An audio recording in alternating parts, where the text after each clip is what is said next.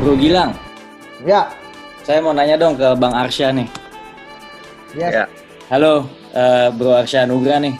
Apa halo kabar? Bro Nugra, baik Bro. Halo, kebetulan sama persis cita-cita saya jadi pembalap F1 dulu, cuman nggak kesampaian juga. Wah, Karena ya jauh banget ya untuk orang Indonesia dulu, jadi hmm. it doesn't seem feasible gitu kan. Jadinya akhirnya sekarang balapannya e-sport saja gitu. Yoi. Betul, Oke, betul.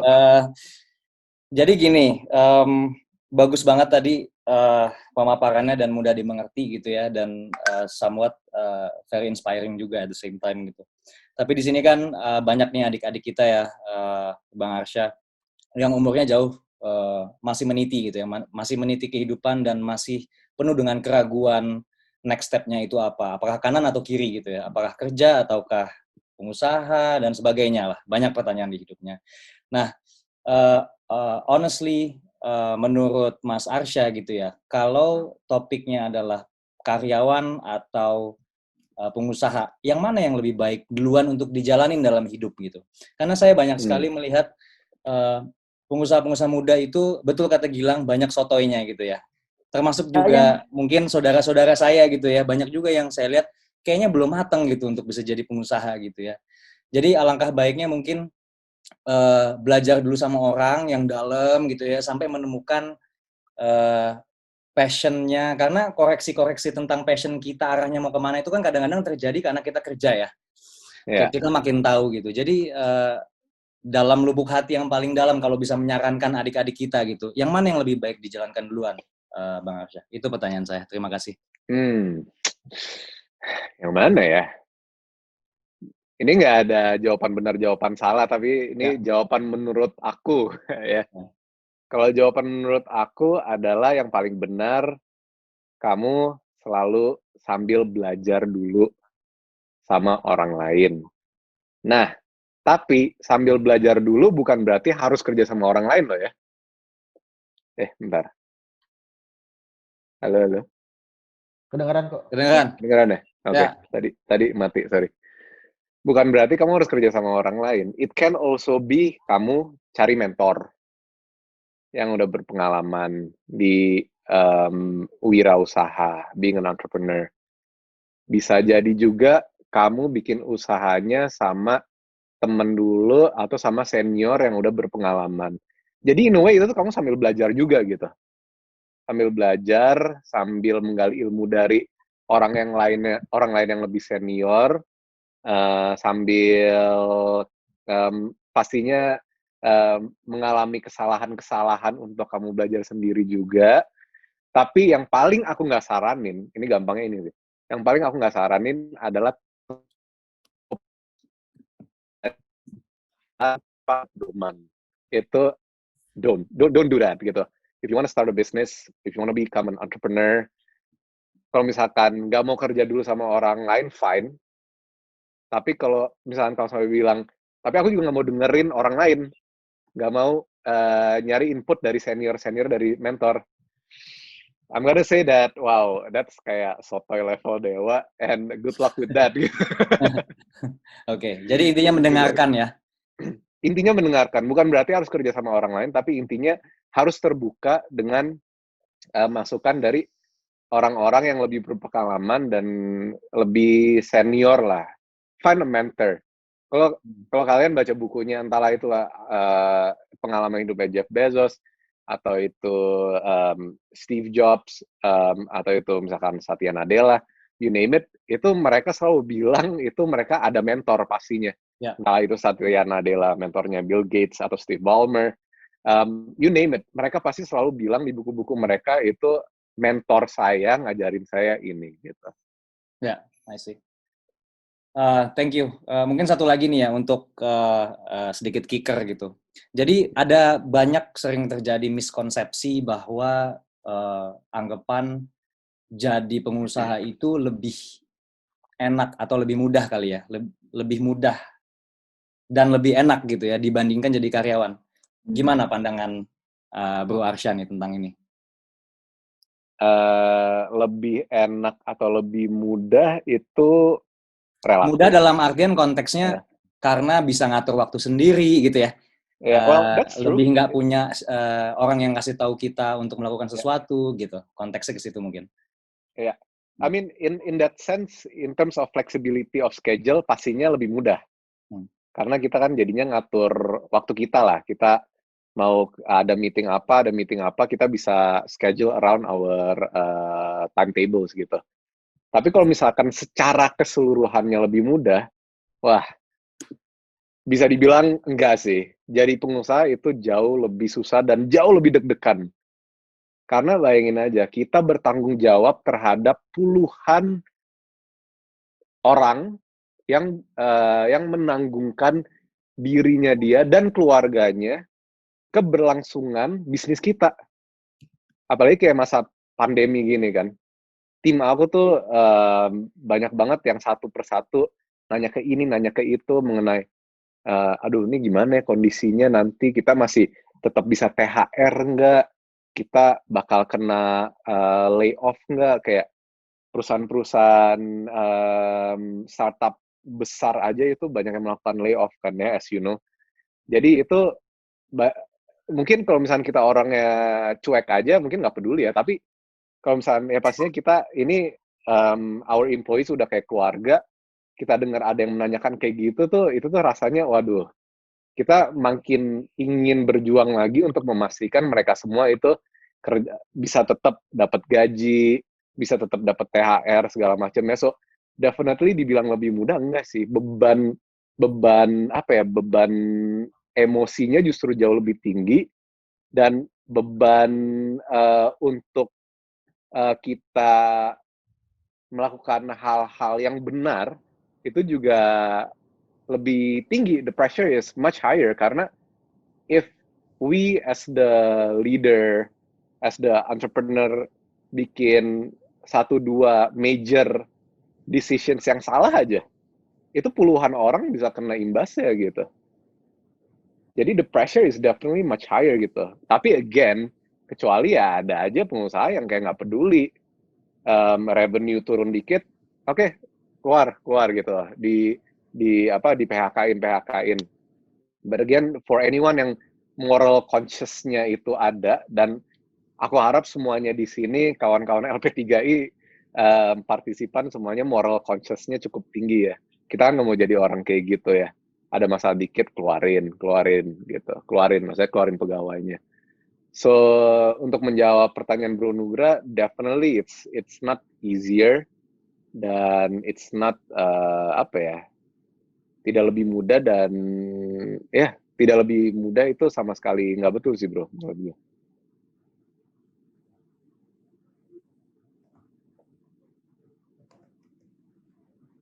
Oke. Thank you banget Bro Nugra untuk pertanyaannya. Ya, Bro Arya, sebenarnya salah satu orang soto yang tadi di-mention Nugra tuh gua kali mungkin. Nah, Akhirnya sekarang gitu gue ya. iya. Akhirnya sekarang gue belajar sama dia. Belajar dulu, nanti setelah beberapa tahun, 3-5 tahun, coba lagi. Iya, nggak apa-apa. Ini Halo, nah, ini ada yang mau nanya lagi. Ada Mas Aga join nih.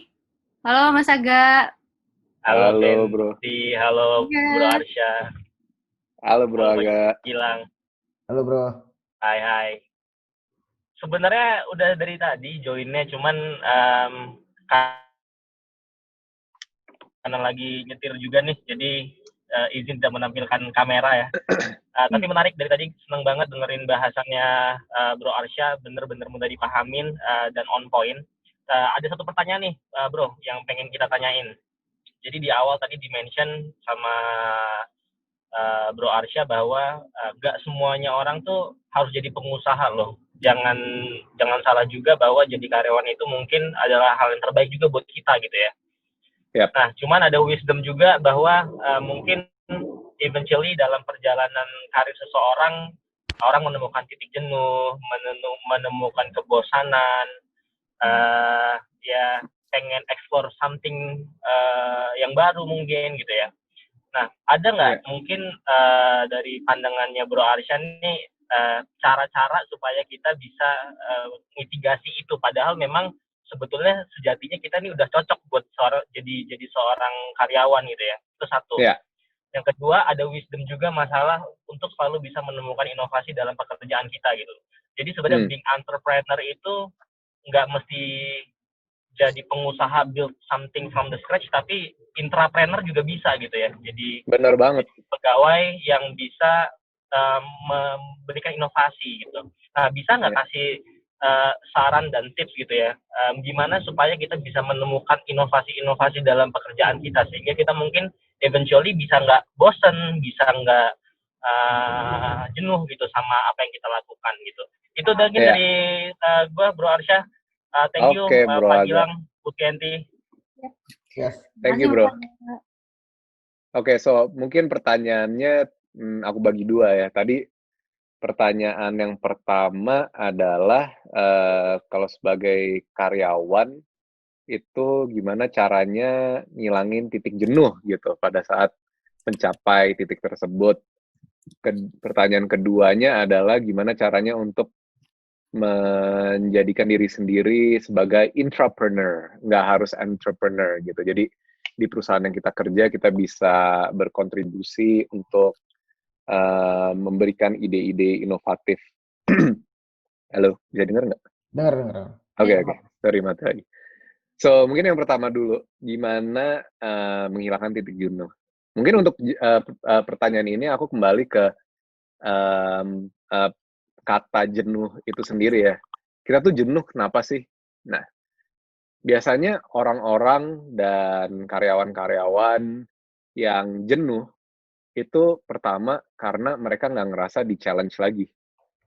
Apa yang mereka lakukan di kerjaan itu tuh udah pertama bisa repetitif, kedua udah mereka anggap gampang, jadinya tidak memberikan mereka skills baru atau learning curve-nya itu udah nggak setinggi dulu lagi, jadi udah lumayan datar. Atau mungkin ketiga juga mereka merasa udah nyaman aja, udah sangat nyaman. Dan ini semua tuh sebenarnya rada-rada apa ya, sesuatu yang karyawan tersebut harus kasih tahu ke bosnya gitu, ke atasannya. Aku ambil contoh, pertengahan tahun lalu ada salah satu employees aku yang udah lumayan senior lah dan lumayan deket juga sama aku. Dia exactly ngobrol sama aku karena dia ngerasa jenuh. Dia ngerasa jenuh dan untungnya dia jujur ke aku. Dia ngerasa jenuh karena dia udah nggak ngerasa terlalu di-challenge lagi di pekerjaan dia di Kokato. Kemudian kedua, dia juga panas kemakan sama temen-temennya dia yang kayak kutu loncat gitu loh. Pindah dari perusahaan A ke B, ke C, ke D. Dan jadinya kayak, oh ini aja udah pengalaman di segini banyak perusahaan gitu. Padahal by the way guys, kalau ngeliat CV orang itu kayak pengalamannya 6 bulan di sini, 6 bulan di sini, itu nggak ngebantu. Ini aku kan juga kalau di Kokato aku interview juga dan aku ngeliat CV juga. Aku lebih respect sama applicants yang loyal ke perusahaan sebelumnya. Dalam arti kata, dia bisa at least 2 tahun dulu di perusahaan itu sebelum memikirkan untuk pindah pekerjaan lain. Jadi nggak kayak kutu loncat 6 bulan lah. Jadi kembali lagi ke cerita pegawai aku yang jenuh itu, aku tanya kenapa. Terus dia cerita, oh ya kerjaannya gini. Ya udah kita jadinya diskusi tuh. Mungkin ada kali 2 jam kita diskusi, nyari titik temu gimana biar dia itu bisa ngerasa ter-challenge lagi. Jadinya ya udah kita bikinlah beberapa bullet points, things to do, added responsibilities, biar dia ngerasa ke-challenge lagi, dan pastinya juga KPI di mana kalau misalkan dia berhasil mencapai KPI tersebut, obviously promotion kan. Karena tidak bisa dipungkiri promotion itu yang paling senang didengar untuk setiap pegawai kan. Naik jabatan, naik gaji gitu. So, itu salah satunya untuk misalkan jenuh. Jadi kita tanya ke diri kita sendiri dulu, kenapa kita jenuh? Apakah karena kita nggak ngerasa ter-challenge lagi, atau nyaman dengan environment pekerjaannya, kawan-kawannya. Tapi yang paling penting, you need to talk to your boss. Karena kadang-kadang itu jenuh itu karena di pemikiran kalian aja, padahal bos kalian bisa ngasih kalian responsibilities yang jauh lebih banyak gitu sebenarnya, biar kalian nggak ngerasa jenuh lagi. Itu satu. Terus misalkan pertanyaan mengenai gimana jadi intrapreneur. So, menyumbangkan ide-ide ke perusahaan. So, this one is something that ties back to my original point mengenai being a proactive employee. Itu penting banget. Namanya bos atau namanya atasan seneng banget kalau misalkan ada tim atau ada individu yang nyamperin terus bilang, kalau aku dipanggilnya Mas kan, Mas, ini aku kemarin baca-baca ini, ngelihat ada ide ini, kayaknya kita bisa implement nih di Kokato. So, just from that single statement alone, itu tuh kayak nilai kedudukan kamu tuh di perusahaan bakal langsung naik, karena kelihatan kamu tuh orangnya proaktif, dan kamu tuh orangnya ingin berkontribusi terhadap kemajuan perusahaan gitu. So as simple as researching what's going on out there, terus habis itu pastinya do a little bit of competitor analysis, ngeliat kompetitor tuh ngelakuin apa, atau mungkin ngeliat what are the new technologies out there yang mungkin belum ada di Indonesia tapi lagi hot di entahlah itu India atau di Cina, yang kayaknya mungkin 2-3 tahun lagi itu akan hot di Indonesia. Give that suggestion to your boss, itu tuh pasti udah langsung dapat nilai plus lah gitu. Gimana bro, agak terjawab kah?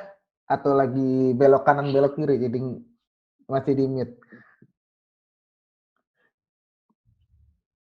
Mungkin masih nyetir kali ya bro Arsyah. Jadi Yeah. tapi thank you tadi itu tentang entrepreneurs itu ngebuka pikiran banget sih bro, asli. Karena nyata ada, selain ada entrepreneur, ada juga tentang intrapreneur juga nih. Nah bro, gue pengen tanya nih, gue boleh nggak minta bagi 3 aja tentang tips mungkin, atau bagi 3 kualitas penting yang harus dimiliki oleh seorang entrepreneur, dan 3 tips atau trik untuk menjadi intrapreneur. Oke. Jadi kalau entrepreneur dulu ya, kalau pengusaha tuh pastinya you need to be agile.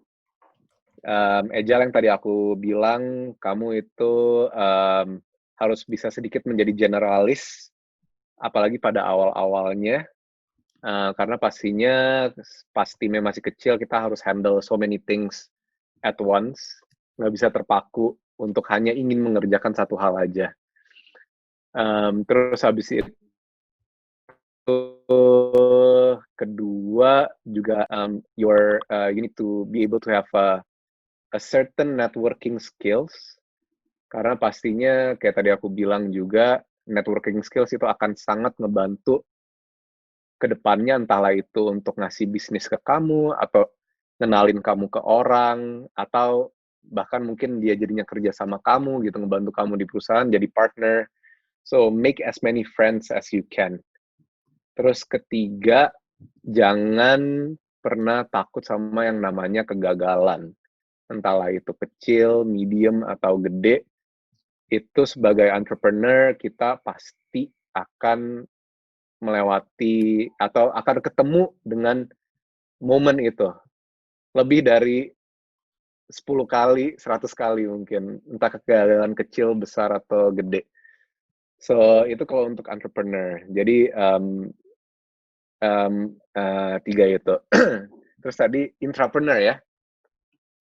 Intrapreneur mungkin itu aku artikan lagi gimana jadi a good employees gitu, a good team member in a company gitu. Yang pertama pastinya kayak aku bilang, be proactive. Di perusahaan itu pasti sangat seneng banget kalau ada individu yang proaktif ngasih ide, proaktif di dalam diskusi, ngasih saran, dan jangan pernah takut untuk ngerasa salah gitu pada saat nimbrung dalam diskusi. Karena kalau yang aku lihat banyak fresh grad itu mereka kalau misalnya kita lagi diskusi bareng di tim, itu mereka takut ngasih input karena takut salah gitu. Tapi sebenarnya ada yang lebih parah lagi daripada takut salah. Kalian dilihat sebagai orang yang nggak berkontribusi di perusahaan, diem aja, itu actually much worse dibanding teman kamu yang nyaut tapi mungkin nggak terlalu on the point gitu. Itu satu.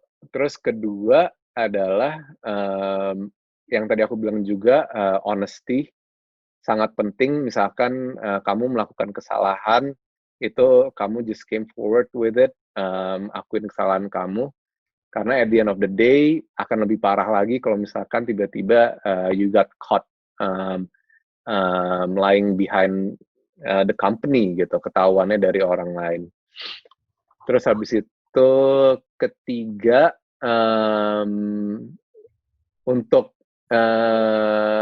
memberikan ide-ide atau saran inovatif sebagai untuk perusahaan, definitely you need to keep your eyes and ears wide open, ngelihat apa perkembangan di market, kompetitor yang lagi lakuin, terus kemudian juga mungkin di negara lain lagi ada perkembangan apa yang bisa jadi input untuk perusahaan.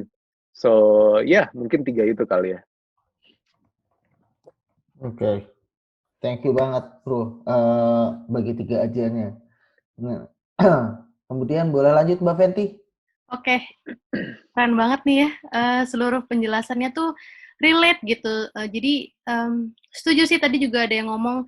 Jadi Mas Arsya nih kasih kita kasih kita tips, trik gitu berdasarkan pengalaman nyata gitu ya Mas Arsya ya. Jadi kitanya tuh relate banget gitu. Oh oke. Jadi nggak kejauhan gitu mikirnya. Oke, jadi ini udah banyak banget nih Mas Arsya yang nanya di chat box gitu ya. Udah rame nih yang nanya. Kita mulai open Q&A aja ya Mas ya. Boleh. Oke. Jadi ini ada dari Ilham Firmansyah. Ilham Firmansyah. Halo. Cek, kedengeran suaranya? Yes, Ya, kedengeran. Silakan Mas Ilham langsung mau tanya. Oke, selamat sore Mas Arsya. Mau tanya, kalau kita Selamat sore. Iya, kalau kita misalnya punya bisnis sendiri, itu kan udah pasti kita memimpin orang lain. Tidak begitu juga dengan diri kita sendiri ya. Terus kadang kita itu menjadi masalah ketika kita memimpin.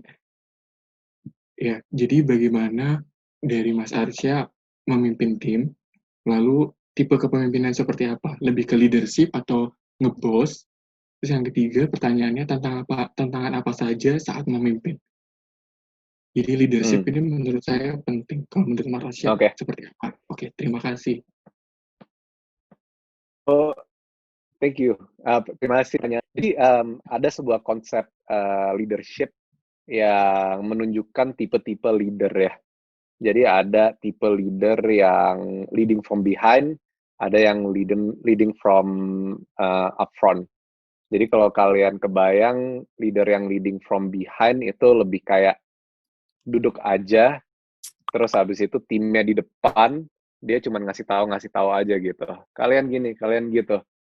Sedangkan kalau yang leading from the front, itu leader itu bersama tim ikut narik ke depan gitu. Jadi bebannya bersama-sama, kita jalan bareng ke depan gitu. Now, mana yang bagus? Obviously, if you wanna be a good leader dan mau gain respect dari your employees, you need to lead from the front kan, dimana apa yang kamu minta ke anak buah kamu juga harus bisa nunjukin gitu, bahwa I'm not just telling you what to do, but I will also be there to help you if you need it gitu.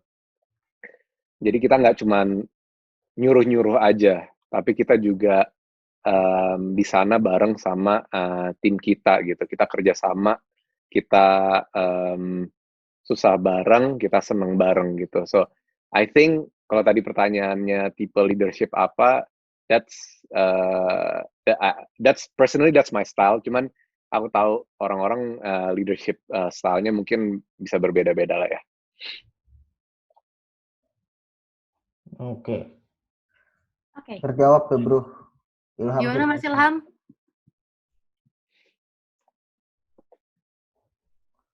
Oke, kalau misalnya masalah dalam memimpin itu ada nggak?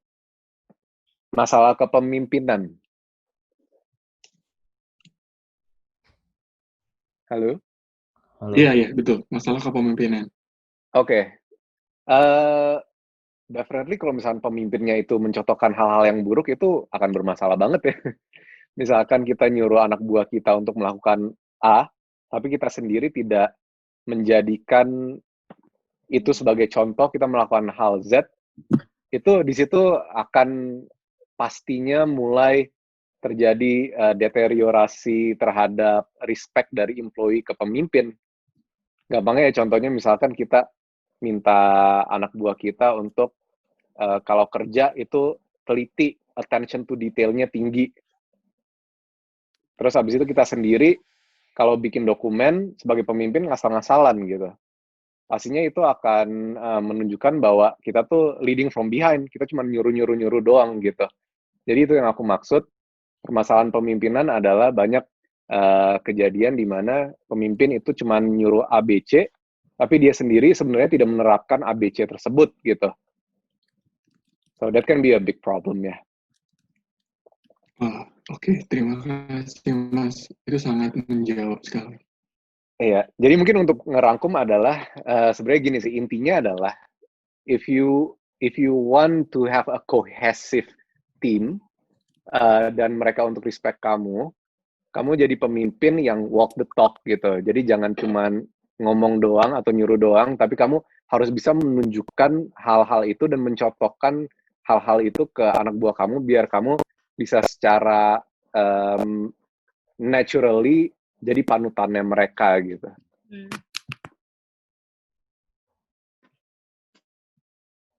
Oke. Clear ya Mas Ilham ya? Ya, terima kasih Mbak Vian.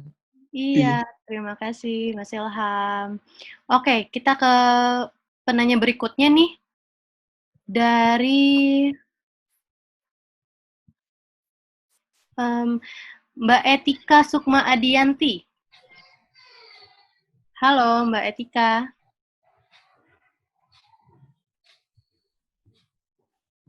Halo. Mbak Etika udah open. Oh, nggak ada ya? Oke. Kita ke Kas Nur. Mas atau Mbak nih? Halo. Mas atau Mbak Kasnur? Silakan, sudah di unmute.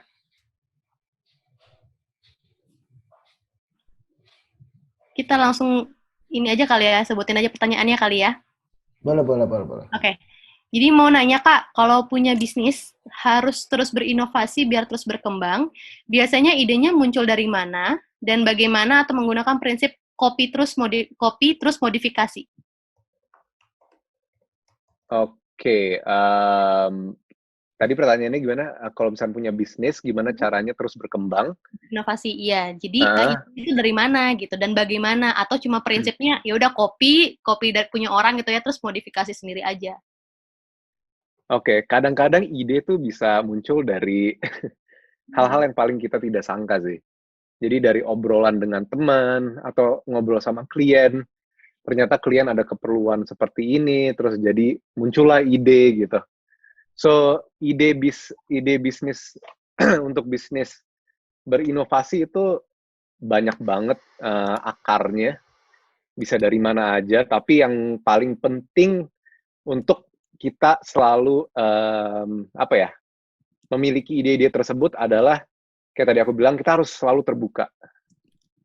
Pikiran kita harus terbuka dan kita harus bisa juga untuk melihat apa pergerakan-pergerakan market lah. entahlah itu dari kompetitor, entahlah itu dari demand dari customer segala macam. Dari situ karena kebanyakan muncul idenya baru. Apalagi di Indonesia ya. Indonesia itu kita lebih banyak ngelihat demand, terus baru kita cepat go to market-nya dibanding kita menciptakan sesuatu yang sangat-sangat baru yang orang lain nggak pernah dengar, apalagi teknologi, terus kita coba nge-push itu ke market, itu akan jauh lebih susah, dan untuk masyarakat Indonesia mungkin mindset-nya akan sedikit uncommon gitu. Kita sebagai pencetus ide tersebut. Biasanya kalau nggak di Indonesia itu udah ada dulu, entahlah itu di Singapura atau di Cina atau di Amerika. Gampang aja kita ngambil contoh lah. Tokopedia itu bukan ide yang baru kan. Tokopedia itu basically it's a online marketplace yang mungkin di Amerika, di Cina itu udah ada dari puluhan tahun sebelumnya. Amazon sendiri itu ada dari tahun 1994 gitu. So Tokopedia is definitely not a new idea. Begitu juga untuk ride sharing gitu. Ride sharing idenya itu udah mungkin 5 tahun sebelumnya, sebelum Gojek mengedepankan GoRide-nya gitu. So I think what's important for us here adalah untuk to keep our ears and eyes wide open to hear what's going on in the market, dan quickly respond to the informations available from the market gitu. Sorry, pertanyaan keduanya tadi apa ya? Pertanyaan kedua, oh iya, itu tadi jadi idenya muncul bagaimana dan atau menggunakan prinsip copy terus modifikasi. Jadi pilihan gitu tuh. Iya, tadi hopefully tadi udah kejawab ya, idenya munculnya gimana. Dan copy dan modifikasinya itu, ini jujur aja kurang lebih di Indonesia rata-rata semuanya kayak gitu sih, masih gitu. Karena nggak tahu ya, mungkin Indonesia itu untuk sesuatu yang something that is completely new, itu the level of progressiveness nggak secepat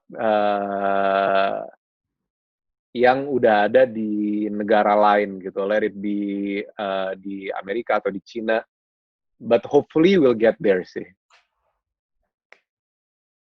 Oke. Gimana Mas Gilang? Boleh pilih lagi? Oke. Pertanyaan selanjutnya dari Aliyah Milati.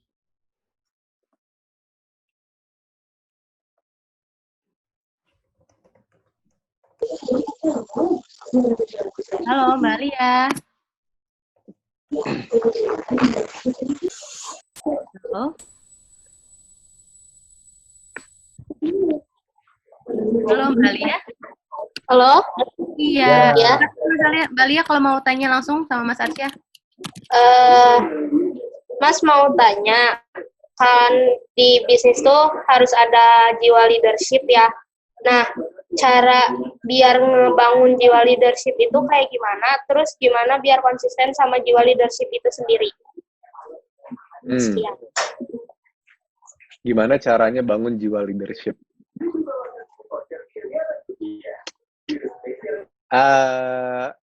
Okay, I think this is something yang either itu emang kamu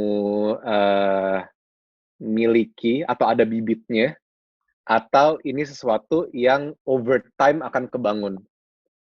Karena aku ingat banget ada employee aku pernah nanya, pas abis aku promote, dia nanya ke aku, Mas, exactly the same question.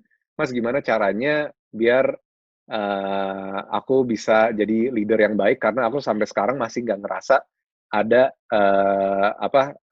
that leadership feeling gitu. Apalagi dia langsung handle kayak 3 anak buah kan abis itunya, pas abis aku promote. So, definitely jiwa leadership itu nggak semua orang harus ada dari kecil gitu ya. Ini bisa sesuatu yang kamu bangun over time, yang setelah kamu berpengalaman, entah itu kamu kerja sama orang lain, atau kamu jadi manajer atau diangkat, dipromosiin di perusahaan itu, kamu jadinya ada anak buah dan kamu belajar overtime, atau kamu ada mentor yang dimana mentor kamu akhirnya kamu belajar dari dia about leadership. But untuk ngebangun itu sendiri, aku bisa kasih tahu mungkin beberapa trik sekali ya. But definitely it's not something yang given. Kalau yang leadership, nggak semua orang langsung ada jiwa leadership. Jadi kalau misalnya kamu ngerasa, kok aku ngerasa jiwa leadership aku kurang, it's completely fine and it's normal. Jadi don't worry about that. You can build it over time. Gimana caranya? I think dengan kamu berpengalaman, memiliki pengalaman kerja sama orang dan ngelihat gimana caranya bos kamu atau atasan kamu itu menjadi sosok leader atau ngehandle anak buahnya. I think those are the experiences yang kamu bisa take away dan kamu bisa pilah-pilah kira-kira mana yang akan cocok dengan style kamu. Nah, itu juga poin kedua. Karena nggak semua leadership style orang itu sama. Kadang ada orang yang emang karena sifatnya kayak gini, jadi leadership style-nya seperti ini. Ada yang sifatnya gitu, leadership style-nya seperti itu. Jadi semakin banyak kamu face with that kind of experience, entah itu dari mentor kamu, entahlah itu dari atasan kamu, entahlah itu kamu dari baca buku juga, itu kamu bakal dapat ilmu-ilmu yang kamu akan absorb, di mana kamu akan pilah-pilah lagi mana yang nyaman dengan style kamu sendiri. Gitu. Semoga menjawab. Oke. Nextnya, berarti terjawab ya tadi Alia. Mbak Alia. Terima kasih Mbak Alia. Pertanyaan selanjutnya kita ada dari Adinda Nindya Chandra. Halo Mbak Adinda. Halo. Ya, silakan Mbak kalau mau langsung tanya. Oke, Arsya mau tanya nih, kan sekarang kita lagi ada global challenge which is the pandemic. Sebenarnya gimana cara kita untuk pivot our business model sih tanpa losing the essence and core values of the company? Dan sejauh apa kita bisa pivot the business model? Thank you. Sorry, tadi kamu bilang lagi ada global challenge yang COVID itu maksudnya? Oke. So pertanyaannya gimana caranya kita nge-pivot tapi nggak jauh dari core value atau the essence of the business gitu ya? Boleh tahu nggak bisnisnya apa? Bisnisnya performing arts company. Performing arts company. So I think with that, definitely performing arts itu sesuatu yang perlu audience kan. Yang kalau bisa malahan orang-orang datang ngelihat secara mata langsung. Tapi nggak terpungkiri banyak di sana yang kita bisa lihat this performing arts, let it be musical atau misalkan itu karya-karya lainnya. They've started doing virtual performing arts gitu. Jadi kalau misalkan pertanyaannya gimana caranya biar bisa maintain that essence, tapi tetap bisa nge-serve the customers. Mungkin salah satunya kalian bisa mikir bisa coba dengan melakukan itu secara virtual. Yeah. Yep. I don't know. I hope that answers. Yes, it like challenge ideas definitely. Thank you. Yeah. Oke, thank you Mbak Adinda. Mungkin Ini ada nih Deviani Natali.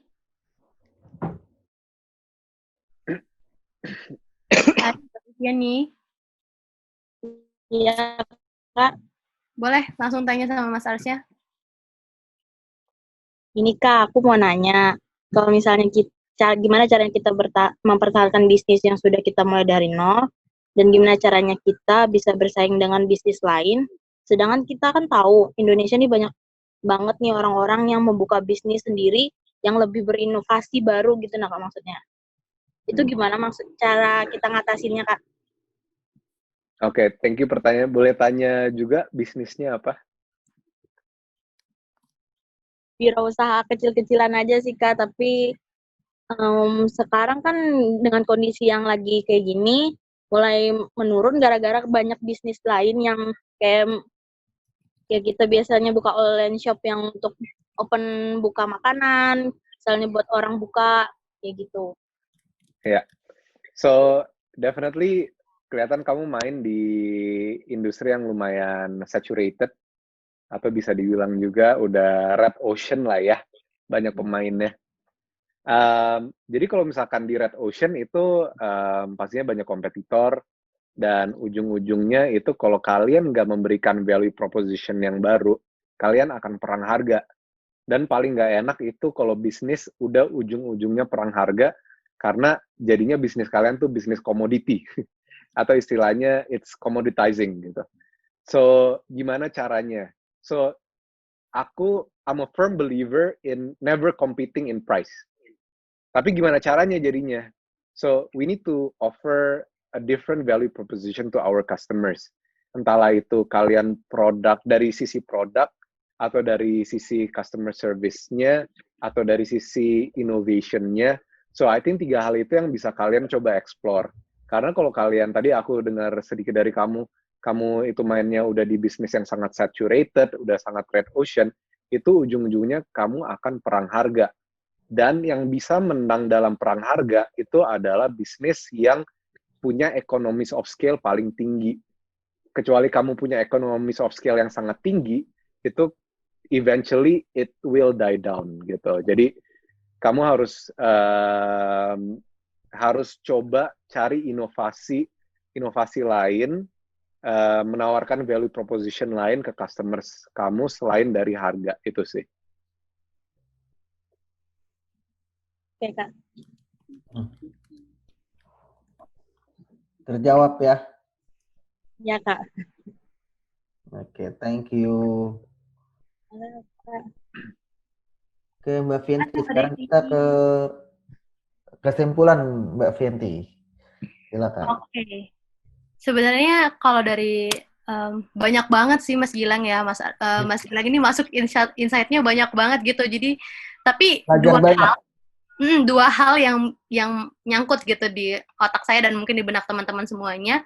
Itu tadi ada tentang interpersonal skill untuk entrepreneur dan entrepreneur. Jadi tadi kalau Mas Arce bilangnya kalau untuk interpersonal skill untuk entrepreneur itu attention to detail, lalu perhatikan the quality of work-nya, terus hard work dan jujur juga dalam bekerja gitu, dan mengakui kesalahan gitu ya Mas Arce ya. Lalu sedangkan skill tambah lagi yang paling penting untuk entrepreneur adalah be proactive. Nah, itu yang paling crucialnya, be proactive, dengar what's going on out there, lihat market condition, entahlah itu dari customer kamu, entahlah itu dari competitors kamu. Ini pengalaman pribadi, banyak banget ide-ide Kokato itu yang munculnya dari klien-klien kita loh. Salah satunya LP3I. LP3I kan juga kliennya Kokato. Dengan kita duduk bareng klien kita ngobrol, Kokato tuh kita bisa ngelakuin ini. Terus habis itu klien bilang, oh tapi kita mau bikinnya kayak gini. Oke, jadilah sebuah ide baru. So, as an entrepreneur, itu kalian harus be proactive and attentive terhadap perkembangan-perkembangan di market gitu, dari kompetitor atau dari klien kalian. Itu penting. Oke, itu langsung ditambahin ya sama Mas Arsya kan. Oke, kalau untuk entrepreneur itu skill-nya yang dibutuhkan adalah agile untuk pertama, untuk di awal, lalu try to be expert in general ya Mas. Jadi bersedia untuk sebagai seorang generalis gitu yang bisa di banyak hal gitu ya. Lalu jangan takut dengan kegagalan. Nah ini tadi yang jadi poin utamanya Mas Arce juga. Dan satu lagi jangan pernah merendahkan orang lain. Bener ya Mas? Yes, betul sekali. Gimana Mas Gilang, ada tambahan gak nih Mas Gilang? Gue cuma mau bilang I really learned a lot. So I just want to say thank you. Thank you. It was ya semuanya daging lah, semuanya bisa jadi ilmu di di kepala gue sekarang. Gitu. Masa sih? Beneran gak sih? Iya, serius. Ya mungkin karena tadi Lang, jadi Mas Arsya tuh memberi contohnya dengan pengalaman yang ada gitu. Jadi benar-benar relate gitu dan kita bisa terima sebagai pendengarnya. Keren loh Mas. Thank you. Semoga beneran bisa ngebantu deh. Amin. Amin. Oke. Thank you untuk waktunya Mas Arsya udah bersedia untuk sharing-sharing nih ke teman-teman dari LP3I, sharing-sharing sama Fenty sama gue juga biar kita jadi intrapreneur yang baik kan. Iya, kita jadi intrapreneur ya. Amin. Thank you so much LP3I, Mbak Fenty, Mas Gilang, Bro Aga, Bro Nugra juga. Thank you semuanya. Dan buat para partisipan, hopefully ini berguna. Aku nggak tahu yang aku omongin dari tadi itu ada value-nya atau enggak, but hopefully.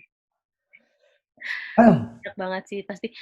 Dan kita juga minta maaf nih buat teman-teman, banyak banget pertanyaan yang masuk Mas Arsya, tapi kan nggak mungkin kita jawab semua ya. Insya Allah di lain sesi, di lain kesempatan kita bikin kongko online lagi. Gimana Mas Gilang? Ya nggak sih? Boleh. Pasti ada kemungkinan sesi-sesi berikutnya nih sama Mas Arsya, karena banyak banget yang nanya. Iya. Boleh. Nanti kita atur aja. Kalau nanya ntar sampai buka puasa mungkin sampai sahur kali. Iya. Wah, satu dijelasin. Sampai lebaran ya kita tanya jawab terus. Oke, semuanya. Thank you. Terima kasih Mas Arsya. Iya, bye-bye. Sampai ketemu. Sehat-sehat terus. Yap. Sama-sama. Minal aidin wal faizin, udah mau lebaran. Iya, betul. Minal aidin wal faizin. Mohon maaf lahir dan batin. Mantap. Oke, dadah. Yap, thank you Mas. Thank you. Arsya. Oke, gimana Mas Gilang? Keren banget. Saya pribadi merasa sangat keren gitu ya. Setiap apa yang diomongin Mas Arsya tuh kayak benar aja gitu. Jadi banyak banget belajar sih. Sebenarnya jadi asli. hal-hal kecil, karena jujur apa yang tadi Mas Arsya ceritain itu jujur itu terjadi sama gue gitu loh. Bener. Dan itu kayaknya terjadi untuk semua pembisnis gitu ya. Maksudnya banyak orang tuh harusnya, maksudnya banyak lah orang yang mengalami hal itu gitu. Makanya senangnya adalah dia bikin contoh yang memang relate banget dan itu dekat banget sama kita dan kita bisa nerima kayak oh iya benar ya gitu. Jadi nggak mengawang terlalu jauh gitu. Oke, jadi kita sekali lagi kita minta maaf banget nih buat teman-teman semuanya udah nanya panjang lebar gitu tapi nggak kita bacain karena memang limit banget, waktunya juga terbatas gitu ya. Dan oke, untuk terakhir mungkin kita mau ingetin nih. Jadi jika teman-teman mau tahu informasi lebih lengkap ya tentang LP3I, kalian tuh bisa banget kepoin website kita yang tertera itu ya, ada lp3i.ac.id. Lalu mau nanya-nanya juga bisa nih langsung di official account WhatsApp yang tertera di website ya, dan juga ada di slide sekarang. Lalu platform media sosial kita itu ada Instagram, ada YouTube, ada Twitter, ada Facebook, ada LinkedIn, ada Spotify, dan banyak banget terbuka buat kalian buat cari tahu dan menggali informasi tentang LP3I gitu. Oke. Kak Fenty, sebelum kita tutup, karena gue ngeliat ada satu pertanyaan. Sebenarnya ini buat Bro Arsya tadi, tapi gue rasa ini kalau Mbak Fenty yang jawab juga bisa gitu. Apa tuh? Ini di luar skrip loh nih. Seru nih kayak gini-gini nih. Ih, seru bagi lu. Iya gimana? Mbak Fenty, menurut Mbak Fenty cara untuk melakukan time management, kan untuk sebagai individu itu penting banget untuk bisa menjadi individu yang tanggung jawab, menjadi individu yang bisa memanage waktunya dengan baik dan juga bisa tahu dengan objektifnya. Gimana caranya? Kalau ini jawabnya versi Fenty ya. Nanti saya juga mau tahu deh versinya Mas Gilang gimana. Jadi kalau misalnya versi saya nih, untuk memanage waktu gitu ya sebaik mungkin, pastikan kita nih misalnya nih, oke lah kita omongin soal pekerjaan kita lah ya misalnya.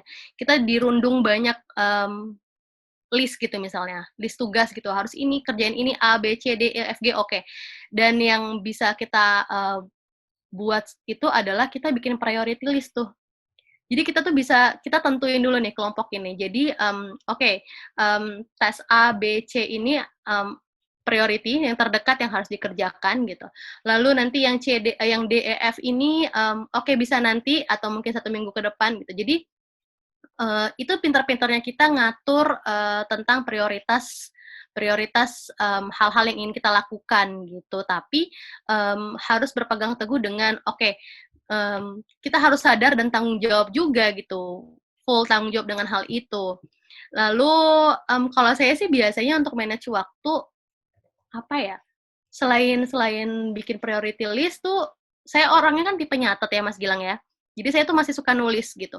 Jadi saya selalu bikin di sticky notes gitu. Jadi saya harus kerjain A, B, C di saat tanggal ini, deadline-nya ini, lalu saya harus ngobrol ke siapa-siapa. Kalau saya sih lebih ke kayak gitu sih, lebih ngatur ke hal-hal yang detail gitu, karena juga saya orangnya tipe yang detail Mas Gilang. Dan rada cemas sebenarnya. Jadi saya tuh tipe yang orang yang perfeksionis, tapi perfeksionisnya bukan hal yang terlalu gimana gitu ya, enggak. Perfeksionis dalam hal, ada pekerjaan yang dikasihkan ke saya gitu, atau tanggung jawab yang harus dikasihkan ke saya, dan saya tuh harus bisa memenuhi seluruh permintaan itu dengan baik, dengan manajemen waktu yang baik juga, gitu. Kalau Mas Gilang gimana tuh Mas Gilang? Kalau saya pribadi sih untuk terkait prioritas, setuju sama Mbak Fenty. Untuk terkait tanggung jawab juga, karena dengan adanya time management dengan baik, rasanya tanggung jawab insya Allah bisa jauh lebih mudah dikelola. Dan juga terakhir, tentang objektif. Kalau saya sih fokus sama awalnya kita mau jadi apa dan mau ngerjain apa. Jadi kita akan terus bergerak dengan sesuai tujuan yang kita pengen capai dari awal. Iya, benar. Udahlah, dengerin kita mah nggak asik, ngapain? Iya. Kita bukan siapa-siapa. Oke, nih singkat aja nih. Jadi buat teman-teman di chatbox boleh dicobain, ada di situ untuk buat lebih tahu lebih lanjut info tentang tentang LP3I. Bisa di link Tree ya, di link Tree LP3 Indonesia. Lalu kalau misalnya mau tes minat bakat nih, mau nentuin, mau tahu nih trade gue apa gitu ya, mau tahu skill kita apa gitu, bisa dicobain kuisnya. Dan tadi juga udah banyak banget media sosial kita, boleh lah ya di follow gitu kan. Didengerin juga podcastnya, seru banget itu podcast kita. Adanya ini ada Mas Gilang dan Mas Tito tuh ya, pengisi suaranya. Keren lah pokoknya. Oke, jadi terima kasih semuanya kepada seluruh peserta webinar Kongko Online, seluruh tim pelaksana webinar, teman-teman dan keluarga besar LP3I yang join, yang udah tergabung. Sampai ketemu lagi di lain kesempatan, tentunya di Kongko Online berikutnya. Jadi saya dan Gilang mundur diri. See you all guys. Wassalamualaikum warahmatullahi wabarakatuh. Terima kasih semuanya.